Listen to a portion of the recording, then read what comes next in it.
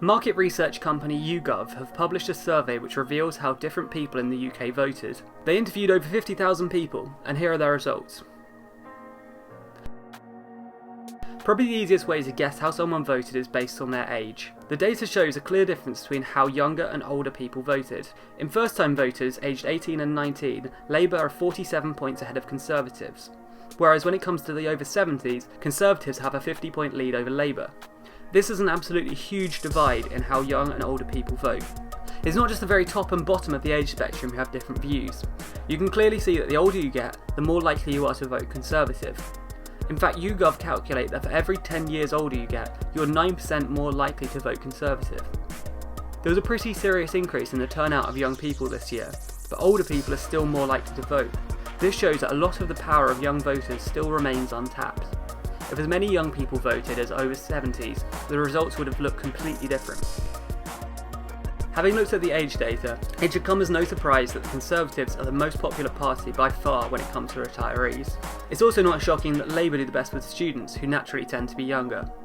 The surprising thing is that Labour are ahead of the Conservatives in all other groups. Literally the only category that are more likely to vote Conservative than Labour is the retired. Everyone else is more likely to vote for Labour. This should come as a concern for the Conservative Party. They're clearly relying on older retired voters, while those people who are taking their place are far more likely to support Labour. Just one more thing on this one.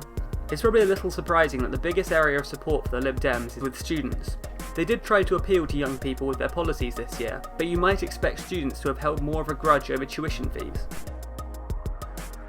Another great way to guess someone's party of choice is to look at their education. There's a pretty clear divide here too.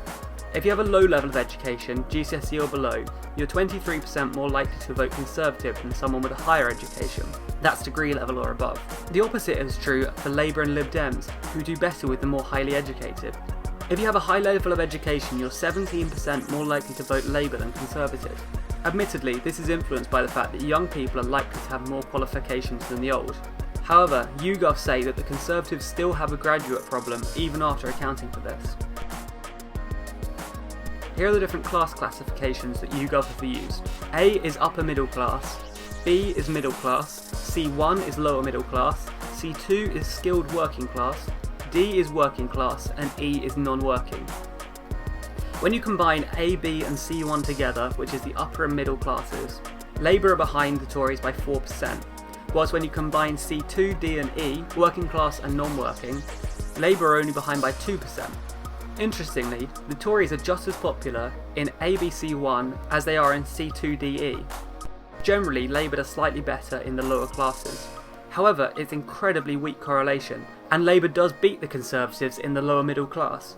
This really shows the correlation between class and voting preferences is far weaker than it used to be. Like class, gender doesn't make that much difference to how someone votes. Women are slightly more likely to have voted Labour in this election than men, while men are more likely to have voted Conservative, but the results again are only very marginal.